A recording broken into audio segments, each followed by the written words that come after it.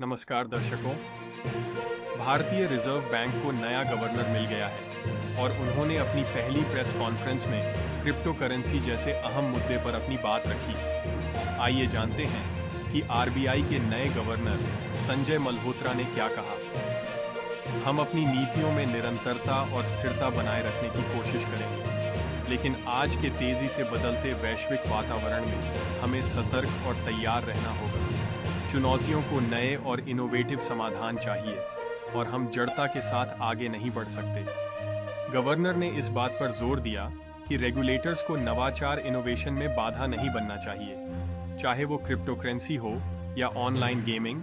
उन्होंने प्रगति और सामाजिक लक्ष्यों के बीच संतुलन बनाए रखने की जरूरत पर बल दिया। उन्होंने नियामक सहयोग को लेकर यह कहा, आरबीआई वित्तीय नियामकों, राज्य सरकारों और केंद्र सरकार के साथ मिलकर काम करेगा ताकि एक समग्र दृष्टिकोण अपनाया जा सके।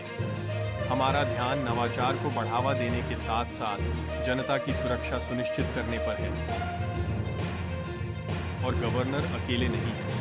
भारत के मुख्य आर्थिक सलाहकार वी अनंत नागेश्वरन ने ग्लोबल इकोनॉमिक पॉलिसी फोरम 2023 में अपने विचार साझा किए।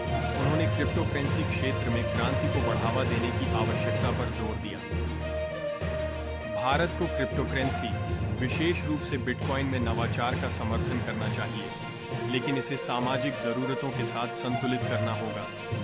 वित्तीय अशिक्षा, फाइनेंशियल इलिटरेसी एक बड़ी चुनौती है, भारत में ही नहीं बल्कि विकसित देशों में भी।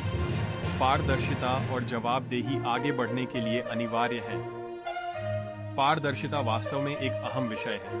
नागेश्वरन का मानना है कि नियामकों को जानकारी साझा करने और अपनी कार्रवाइयों को जनहित से जोड़ने में झिझकना नहीं चाहिए।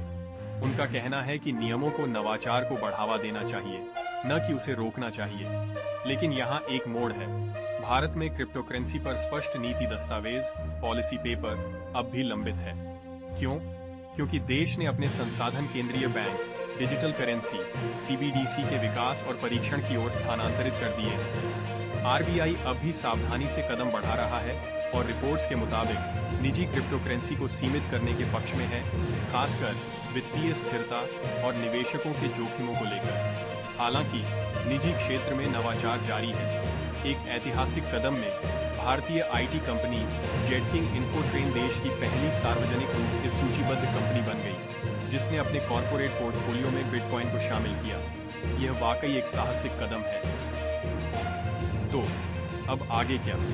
क्या नवाचार आगे का रास्ता तय करेगा या नियम क्रांति को धीमा कर देंगे? केवल समय बताएगा। और ऐसी क्रिप्टो से जुड़ी खबरों के लिए हमारे चैनल को सब्सक्राइब करें।